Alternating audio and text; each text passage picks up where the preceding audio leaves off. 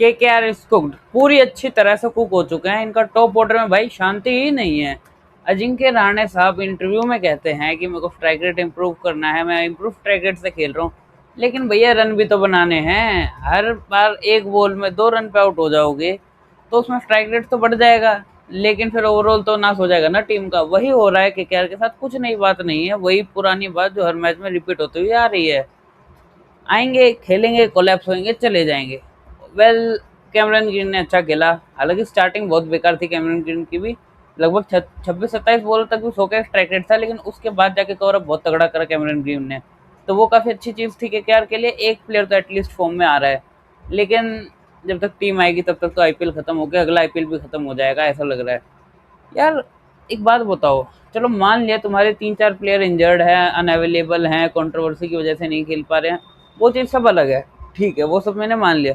लेकिन अब एक खुद से चीज़ बताओ, जब तुम्हारे प्लेयर बेटर कर सकते हैं तो तुम जस्टिफाई करते हो अपनी गलतियों को, ये कौन सा मतलब हुआ? अजिंक्य रहाणे जी की बात करेंगे, आपके कैप्टन, देखो उन्होंने कही कि मैं अच्छे स्ट्राइक रेट से खेल रहा हूँ, मैं मतलब यार ये क्या बात हुई? ठीक है, आप भाई इतने बड़े क्रिकेटर हो, मैच्योर हो, बहुत तगड़े क्रिकेटर हो, आपकी उस सब की बात अलग है, लेकिन खुद भी तो सोचो कि करंटली क्या चल रहा है आपकी टीम में, उस चीज़ को भी तो देखना पड़ेगा ना।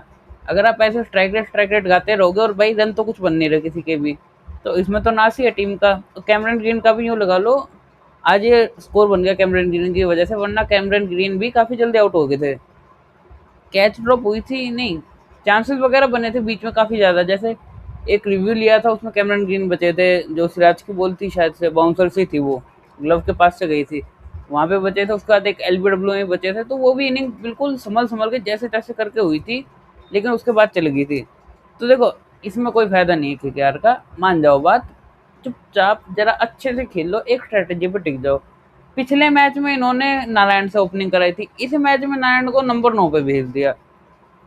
मान लिया भाई कि वो भाई स्लोगर है, उस बंदे को सिर्फ लप्पा घुमाना है कि चढ़गी तो भाई 12 में 14 में 50 भी शायद से नारायण का, चढ़गी तो उतने चढ़गी, नहीं चढ़ी तो भाई आज 6 में 0 करके गए हैं। तो यार देखो, उस बंदे को एक जगह टेक तो दो कम से कम, उसके चक्कर में फिर बाकियों की भी पूरा डिस्टर्ब कर रखा है माहौल।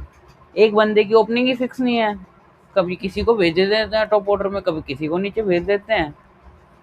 ठीक है भाई, चलने दो, फिर परफॉर्मेंस भी वैसी ही है अभी टीम की ओवरऑल। देखो अब मैच पे आता हूँ, एक एक प्लेयर पे बात करता हूँ थोड़ी सी, मतलब जो स्पेसिफिक जिस पे होनी चाहिए, नहीं तो गेम का तो नाश बहुत बुरा करा है। हालांकि गुजरात ने भी कसर नहीं छोड़ी थी लास्ट में कि कहीं से कुछ चांस बन जाए उनके प्यारी टीम कोलकाता के लिए, लेकिन ठीक है।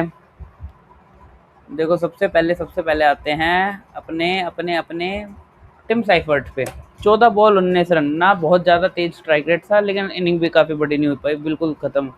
रहाणे जी का स्ट्राइक रेट, आज स्ट्राइक रेट का लो, आज तो स्ट्राइक रेट भी 0 का ही है, हर मैच में स्ट्राइक रेट ऊपर है, स्ट्राइक रेट ऊपर है मेरा।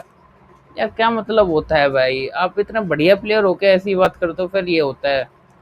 तो उसके बाद रघुवंशी के 4 में 8, और ये इकट्ठे 2-3 विकेट चले गए थे स्टार्टिंग में। 30 पे 33 पे 3 था स्कोर, जो मेरे को ध्यान में, उससे पहले शायद विकेट गिर गई थी तीसरे वाली।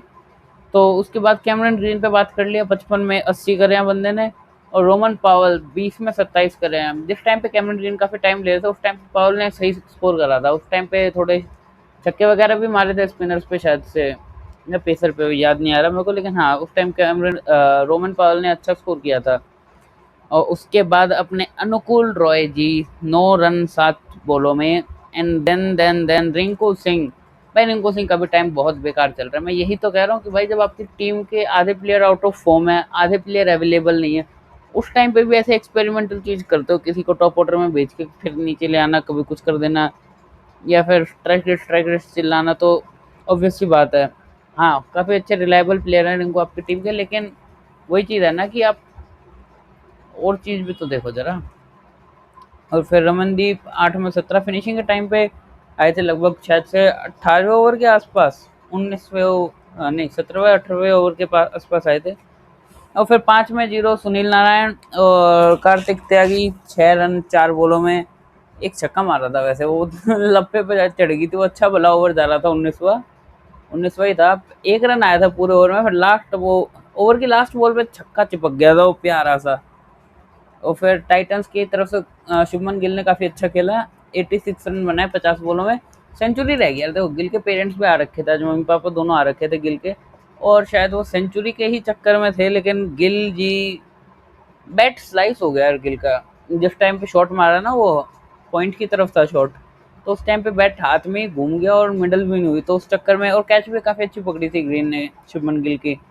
तो गिल ने अच्छा खेल दिया, इसी चक्कर में गुजरात जीत भी गई, नहीं तो गुजरात भी अटक जाती है आज। बिल्कुल। 2 बॉल पहले बताओ, 2 ही बॉल पहले जीते हैं, वो भी कैसे जीते थे? लास्ट ओवर में चाहिए थे शायद 5 रन, नहीं 4 रन चाहिए थे शायद, फिर एक वाइड आई थी, फिर 4 रन रह गए थे। उसके बाद फिर सिंगल वगैरह हुआ, फिर डबल आ गया, एक और मैच खत्म हुआ। उसमें बचा नहीं था मैच में कुछ ज़्यादा, वही अपनी पैर पे कुल्हाड़ी मार लेते तो चीज़ अलग होती। और फिर जोस बटलर 15 में 25, बटलर का तो देखो आपको ढोना पड़ेगा बटलर को, एटलीस्ट ढोना नहीं कहूँगा मैं, लेकिन मैनेज करना पड़ेगा यार बटलर के साथ, क्योंकि अभी आउट ऑफ फॉर्म है। लेकिन 2-3 साल, 2 साल और काम चलाना पड़ेगा, क्योंकि मेगा ऑक्शन तक का वेट करना है। उसके बाद आपकी टीम दोबारा से बन पाएगी, नहीं तो फिलहाल तो यही है जो है। फिर सुंदर जी के आज आज दिन ही नहीं था सुंदर का बैटिंग में, मतलब बैटिंग में तो बंदा हाथ पर घुमा रहा है, घुमा नहीं हो पा रहा, चटती नहीं, कई बार आती नहीं बैट, वो थी हो रही थी सुंदर के साथ। फिर ग्लेन फिलिप्स 16 में 19, और इतने गलत टाइम पे विकेट दी थी ना फिलिप्स की, लास्ट ओवर की पहली बॉल पे, वहां से मैच टर्न हो सकता था, हालांकि हुआ नहीं, सिंगल सिंगल लेके आराम से निकाल दिया। अगर छक्के चौके के चक्कर में रहते तो अटक जाता मैच।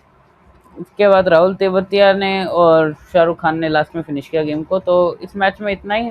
और कुछ अगर इंटरेस्टिंग आइडिया हो या फिर कुछ भी थॉट हो दिमाग में, तो कमेंट सेक्शन खुला है आपके लिए, उस पर जाके बोलो जो बोलना है। थैंक यू सो मच, इसके लिए इतना ही। मिलते हैं कल। कल हो सकता है, कल और परसों शायद 2-2 वीडियो आ सकती हैं, अगर मेरे को टाइम मिला तो फिर ज़रूर आएंगे, क्योंकि वीकेंड है तो 2-2 मैच है each day. Thank you so much.